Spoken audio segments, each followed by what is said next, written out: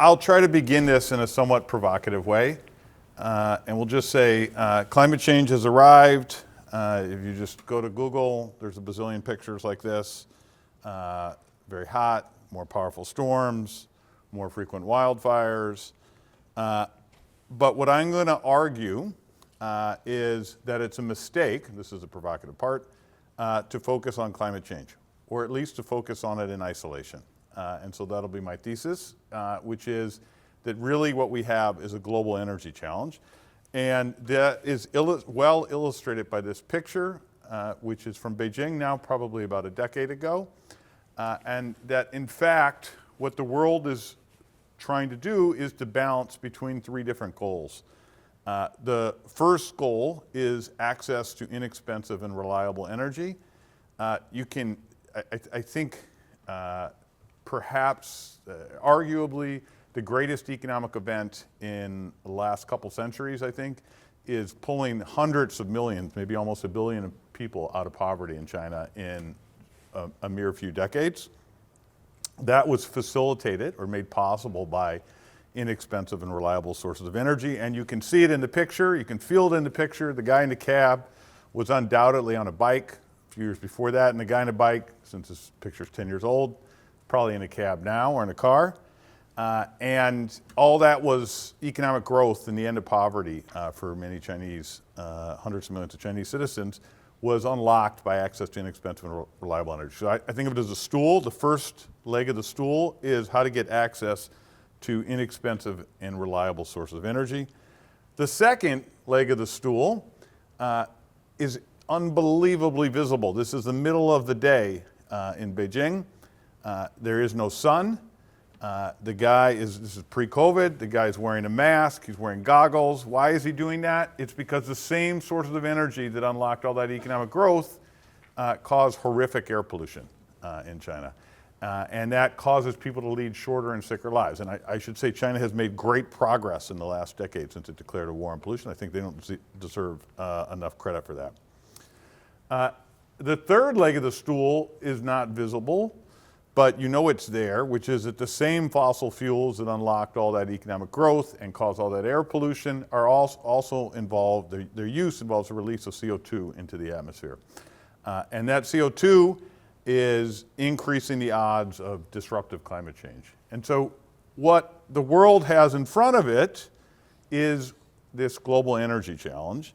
And to exclusively focus, which sometimes happens among our friends, on climate change misses that when choosing an energy source, we're choosing three things.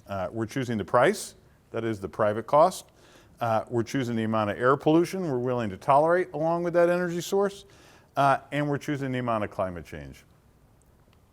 And all three of these things affect human well-being, not just climate change. Humans were not put on planet to minimize climate change. They were put on the planet to maximize their well-being, broadly defined, and all of those things enter that. And I wouldn't have been invited here if there was a single energy source that was the cheapest, the least polluting, and contributed the least to climate change. And so really, what we have for the remainder of the century is for people around the world and societies around the world to find some way to balance between those three goals. And that balancing act, and we'll talk about it, is going to differ depending on where you are in the world on a whole variety of things, values and discount rates, and income levels and current climate and things like that. Okay, so that's the whole talk. I'm now going to try and come back to that thesis. First, by building up with some 7 facts that I think define this global energy challenge.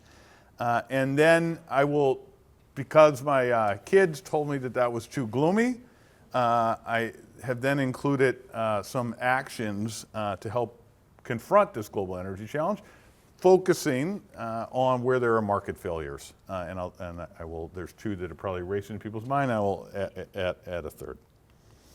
Okay, so the first fact, and I think everyone in this room kind of instinctually knows this, but it's someone who works with data all day, Data is like super disappointing friend, but this is an example of data not being a super disappointing friend.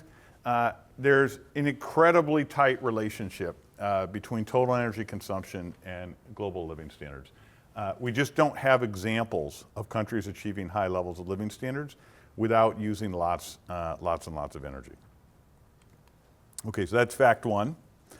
The second fact, which kind of spills out of that first one, is that energy consumption is low in many parts of the world where there's lots of people. And sometimes numbers get stuck in my head, so we'll just start with this. I think there's some good examples here. The United States per capita electricity consumption is about 13,000 kilowatt hours per person per year. In China, it's probably 5,000 or 6,000, maybe closer to 6,000. India, home to the largest population in the world now, 1.5 billion people. It's maybe 1,200 or 1,300 kilowatt hours per person. The state of Bihar, where I do a lot of research, it's 350 kilowatt hours per person per year. So they're off from the US by, I don't know, factor of 40 or something. Bihar's a big state, several hundred million people. It's a totally unacceptable state of affairs if you live in Bihar. And so now I want you to begin thinking about these three legs of the stool and how they might vary depending on whether or not you live in Sweden or Chicago or Bihar. So the third fact kind of also directly follows from the previous one. Energy consumption in emerging economies is projected to grow. So here, this is projected total energy demand. That's from all uses. And you can see the developed countries. This is from the BP Energy Outlook, so you can do it OECD, non-OECD. But here's the developed countries. They're kind of on a slow track down. That's due to population, fighting it out with increases in energy consumption. But on net, looks like kind of flat to declining. And a very large increase in energy consumption. This is pre all the data center fascination, so maybe it's a little bit low. And all the growth is expected to be in today's emerging economies, especially Asia. Okay, so I don't think there's anything wrong with any of that. And in fact, sometimes there's energy shaming. I find that a very confusing thing. I don't think there's anything inherently wrong with energy consumption. It's terrific. There's lighting, heating. We don't have to do backbreaking work because of it. But we're going to be coming to the two externalities that are associated with energy consumption. But we're not quite there. So next is like, well, there's a world of energy sources out there. There's nuclear, there's hydro, there's fossil fuels, there's the renewables. What are we projected to use? And since there's different degrees of externalities tied to each of them, and I will dig into that in a second. So here, let's just go. This guy is roughly the present, 2023. The blues are fossil fuels, and the greens are the non-fossils. In 2023, about 80% of total energy consumption came from fossils. That's around the entire world. It's very different in Sweden. What's striking to me is that by 2050, that only goes down to 58%, despite a lot of the headlines of what we read. But maybe more important is, let's see if I can do this. Yeah, I put in this horizontal line. Basically, fossil fuel consumption is projected to be flat. And it's not projected to go down. And of course, what the planet, or CO2 concentrations in the atmosphere, they don't care about the share, they care about the level. And so we're expected to continue to rely heavily on fossil fuels, although their share is projected to go down. So you might ask, why is that? This is going to obviously depend a great deal on where you are in the world. But what I'm going to show you, this is the United States. It's an average. It's taken from, for a long period of time, we've had, I think, unbiased and on the level data collection in the United States. It's a little unclear what the future for that is. So this is from a report before there has been the changes in data collection that are beginning to gain traction in my great country.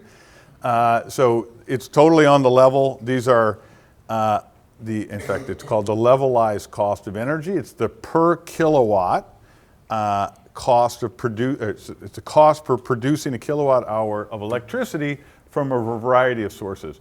Now, for those of you from Sweden, probably most of the audience, you may not have completely followed the fracking revolution in the United States, but about 15 years ago, we discovered a new way to get at natural gas and petroleum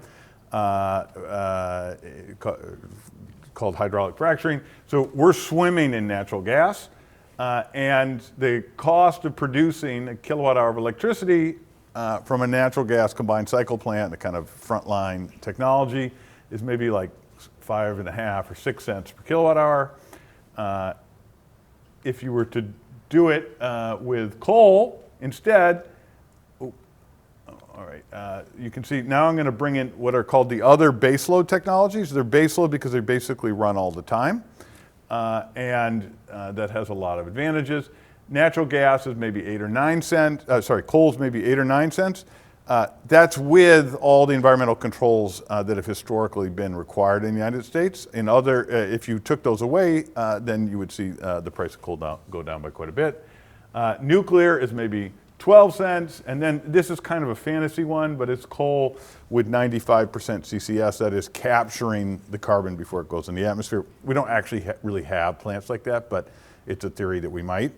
And so all I just want you to see is like natural gas is really cheap, at least in the United States power sector. That's why fossils continue to dominate. Let's now look at the renewables, but I'm going to do a trick, and I want to be very open about the trick I'm going to do. I'm not going to give the renewables the free ride, which they often get in this kind of analysis. That is, I'm going to make them pay for their intermittency. If you don't make them pay for their intermittency, they look really, really cheap. But the problem is, since the sun doesn't shine all the time and the wind doesn't blow all the time, if you have a lot of renewables, you have to build new stuff to back them up. And so first, I'm going to show you the cost of renewables when you have a natural gas peaker plant operating on the side. That's not purely green because, at least in the US, the peaker plant is operating, in the case of solar, probably 3/4 of the time, and in the case of wind, probably 2/3 of the time. But you can see there's been great progress on wind and solar, and they're almost competitive with a new natural gas combined cycle plant, but that's a pretty carbon-intensive source of energy. If you instead really insisted on zero carbon, then you would go to a battery backup, and you can see that the prices are much larger. So really, all I want you to take away from that is the way we've constructed, and that's not true in Sweden, the way we've constructed energy markets in most parts of the world, it's very simple. We're going to keep choosing fossils because they're very inexpensive. Now, of course, the way we construct them, and I will come back to that, is we don't make the fossils pay for their externalities, their air pollution or their CO2. And I will keep coming back to that. There used to be a theory for a while. It comes in and out of fashion. I think fracking might have ended this theory, but it's nevertheless kind of fun to revisit it, which is, well, there's a finite amount of fossil fuels. We're just going to run out of them. That'll be fine. So in 1980, the fossil fuel reserves, that is how much we knew we had, divided by production, was 30-1. And so, of course, what that meant is that by 2010, we should have been out, in this case of petroleum. Here's what happened to the reserve ratio. And that's because the guys, the men and women who run the oil companies are very, very smart, and they're constantly finding new ways to get access to petroleum reserves that seemed inaccessible in the past. And so that ratio is now 50-1. For natural gas, it's very high as well. So if your plan for the global energy challenge is let's just run out of the fossils, I think that does not have much empirical support as to be a likely success story. Okay, so that's kind of the first leg of the stool. Now let's talk about, I want to talk about the two externalities associated with using fossil fuels. And the first is that fossil fuels increase air pollution, and by that I mean conventional air pollution like particulate matter, and that causes people to lead shorter and sicker lives. And so let's just begin with some stats. About 6 billion people on the planet live in places where the particulate matter concentrations exceed the WHO standard for what is considered safe. You can see they're not distributed equally around the planet. A lot of them are in China and India and sub-Saharan Africa and other parts of Asia. I'm going to, so the keynote, you can never really tell like how much are supposed to talk about research or big thoughts. So here I'm going to try and do a little dive into some research. I hope you'll go along with me and not be too upset by it. This is a paper I wrote a few years ago trying to estimate what the effects of long-run exposure to particulates air pollution are on life expectancy. And if you think about it, it's a pretty hard problem. It's like there's a bazillion papers on what happens if there's high concentrations of particulates today, do more people die, or over a short period of time. But the long-run exposure, just imagine if I went to my university and asked if I could run a randomized control trial where I exposed half of the people in this room to high levels of air pollution for their whole life, put them in a bubble, and the other half to low levels.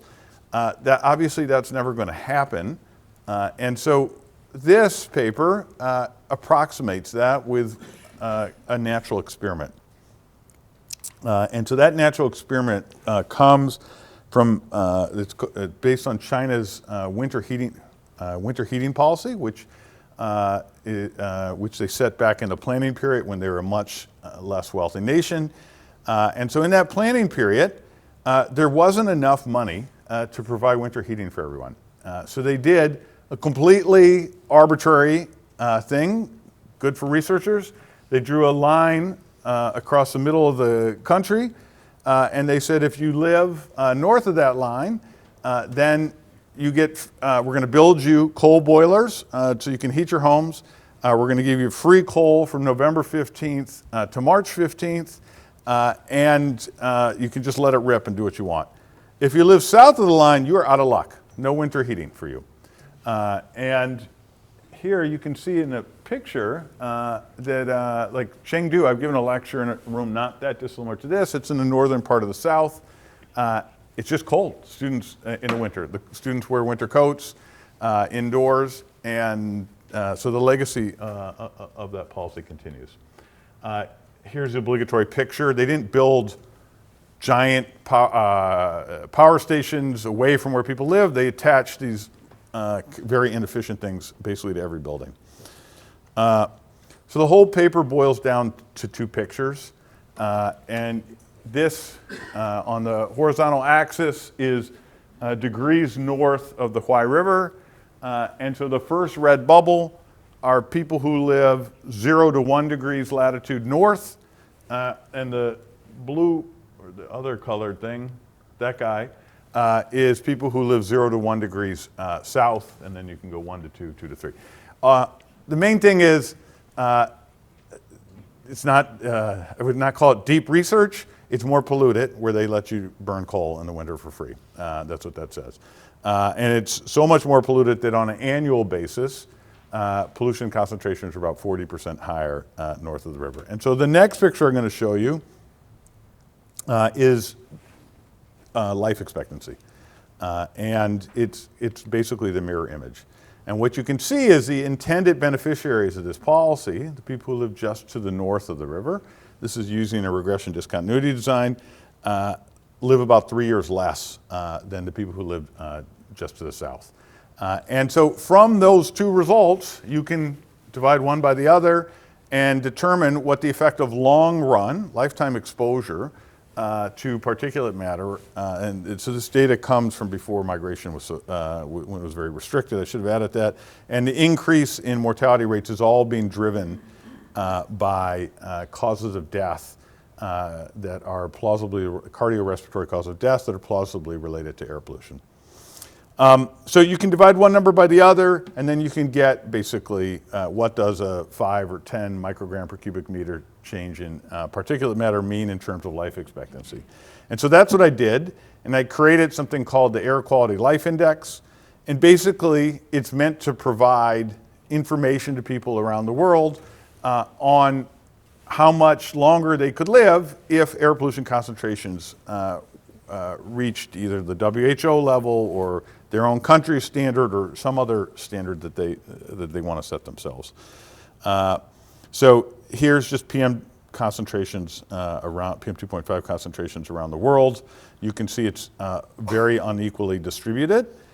I also want you to think back to this global energy challenge. PM is going to be a bigger factor in people's minds in several parts of the world than it is in Sweden. I'm going to have a picture of Sweden here in a second. If you add it all up, the average person on the planet is living about 2 years less due to air pollution concentrations not hitting the WHO standard. That's like equivalent to tobacco. It's worse than anything else.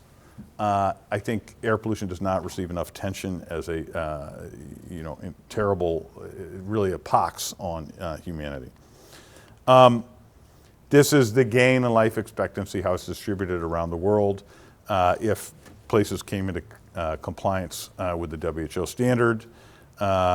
Here's India, it's a good example. There's parts of India where it's like 6 years or more, very, very high levels of air pollution. Here's the Sweden one. There's no air pollution in Sweden, I checked. I think all of Sweden is below the WHO standard. Okay, so that's the first externality. The second one is that relates to the CO2. And so the impacts of climate change are large and unequal, is fact 6. So I think it's useful to level set where we are. So there can be a lot of doomerism, and this is probably up to everyone to decide for themselves. But here's, in real data, emissions of CO2 from 1990 to the present. You can see it's going up pretty methodically. The world is at about 50 billion tons of CO2 equivalent now per year. And then you might have thought that would continue to go up, but actually it looks like the advances in renewables and policies that do exist seem to be breaking the back of the upward slope.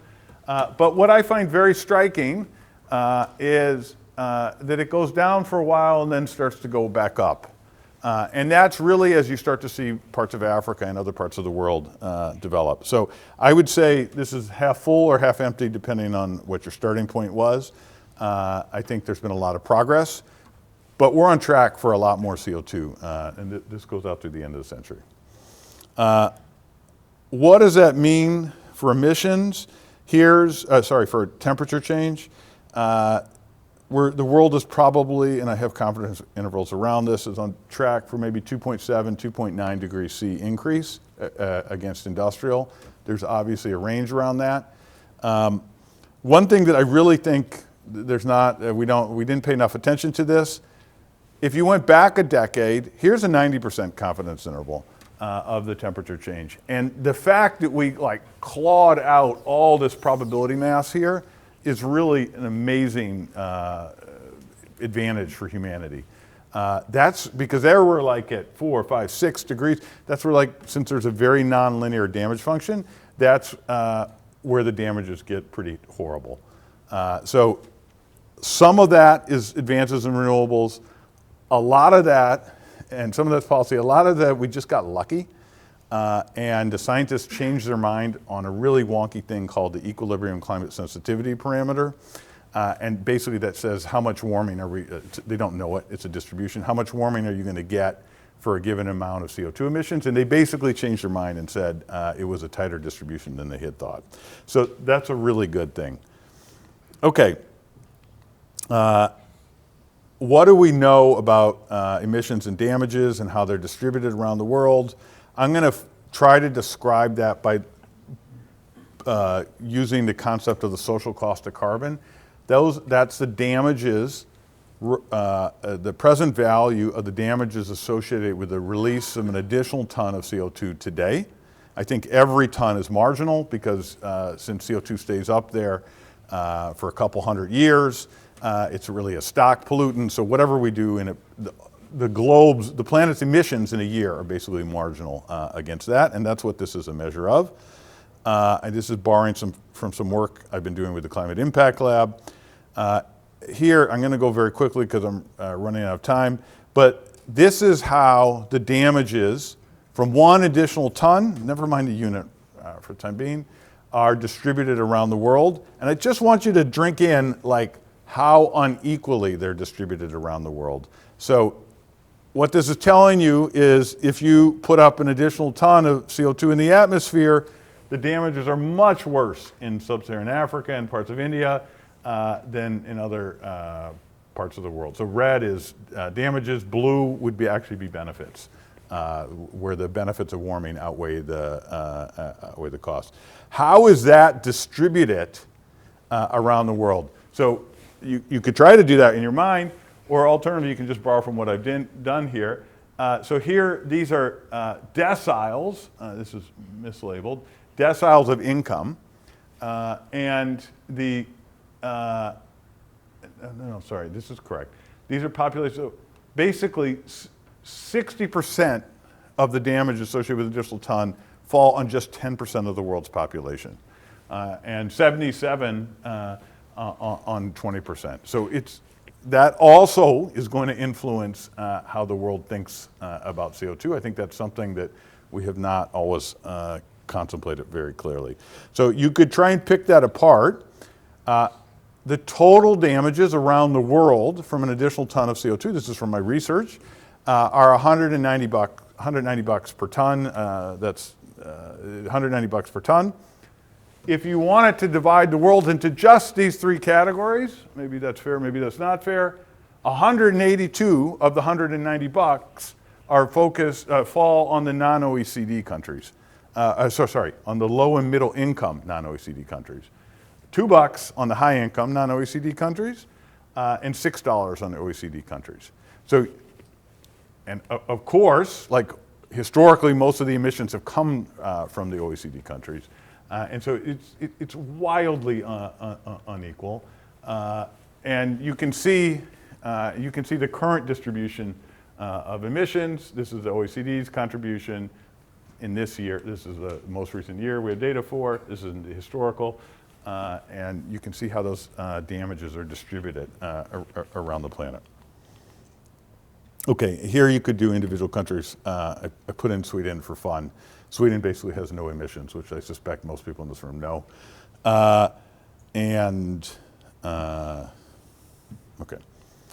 Okay, so now I have 0 minutes. I'm going to reclaim 3 minutes that got taken away from me at the start. But the cruel arithmetic of the global energy challenge. It's super important we get to this. So I'm just going to come here.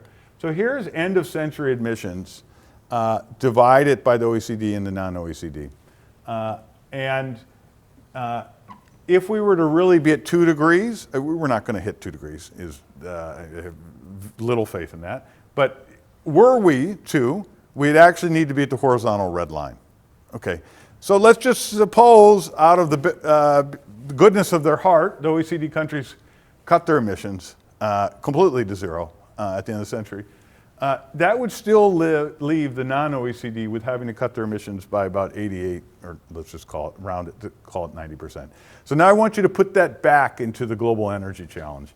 The very countries which have low income and very low energy consumption, this is effectively saying if the world is going to do something about climate change, it's going to have to be on their back. And the world is asking them or telling them to spend more money compromising growth today in exchange for preventing climate change in the future.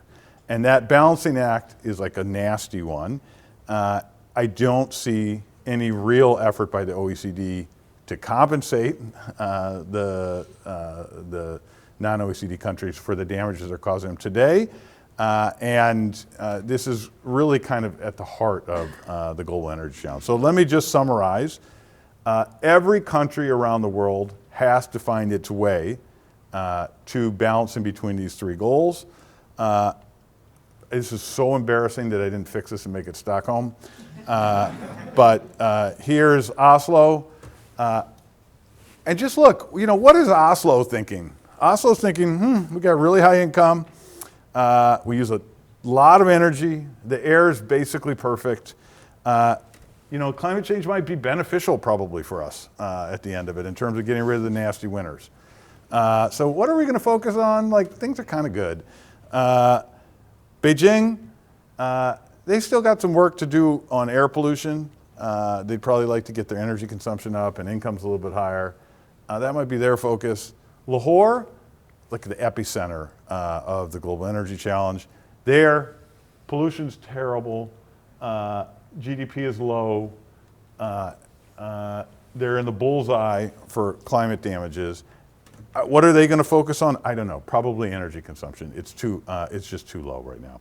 And so out of that mess of different priorities, somehow the world has to crawl its way to solving this global energy challenge.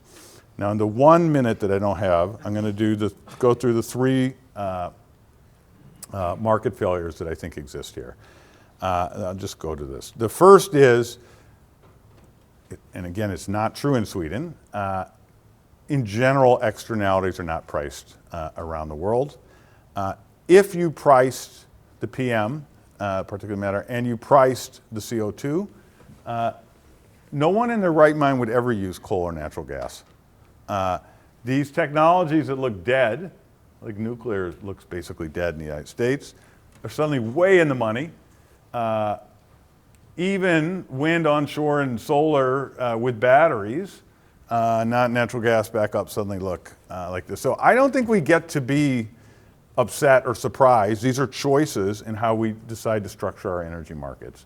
And this whole world, this would be a completely different world if we decided that we liked being behind, if we didn't like being behind the veil of ignorance and we didn't understand, pretended that we didn't understand that the externalities were real. So one market failure is we should price. So here's a great call out to Sweden. Their carbon tax is real close to what I think the leading edge research would say, but the current global price is like $5. Okay, a second thing, I'll go through this very quickly, is I think there's a lot of information failures. That was why I started the Air Quality Life Index. People don't really know what the damages are from a lot of these things. And I think that's a core role that governments can play in helping, and it allows people to make better choices. Here, I'm just showing you an experiment from some research of mine that if you tell people, poor people in India, what air pollution does to them, their willingness to pay expressed through the purchase of a N95 mask, their willingness to pay for air pollution goes up by about a factor of 5. And then the third market failure is kind of the classic R&D failure. It's true with technical innovation. We should be spending, in my view, we should be shooting money at the wall on and hoping we get lucky on energy technologies that and somehow make the trade-offs inherent in the global energy challenge much less painful than they are and are projected to be for many parts of the world. I don't think the world is spending money like that currently. And so we're kind of going for the, I hope we get, for the let's get lucky and maybe one of these low carbon technologies will really become inexpensive. Another thing, and I had 30 slides on this, which I'm not going to get to, is I don't think there's enough policy innovation, and I don't think we get enough attention to that. A lot of the policies we aim to implement don't actually achieve the goals that we want them to do. And so we need a lot more experimentation of that. I was going to tell you about some work of mine setting up a cap and trade market for particulates in India, which we did with a randomized control trial and had really fabulous results. The market reduced non-compliance with the law, it reduced pollution, it reduced firms' abatement costs substantially, and had a cost-benefit ratio of like, a benefit-cost ratio of like 200 to 1. And it is now being scaling up throughout different parts of India. Okay, so let me conclude with the picture that I started with, which is of our guy on the bike. My thesis is, yes, climate change is real and it's a big deal. But to think of it in isolation is, I think, to misunderstand the problem that the world is facing. The world has this global energy challenge which requires people and societies to balance between these three extremely legitimate goals, which are the cost of energy, which facilitates, directly influences economic growth, the air pollution associated with the energy choice, and the CO2 with the energy choice. So thank you very much.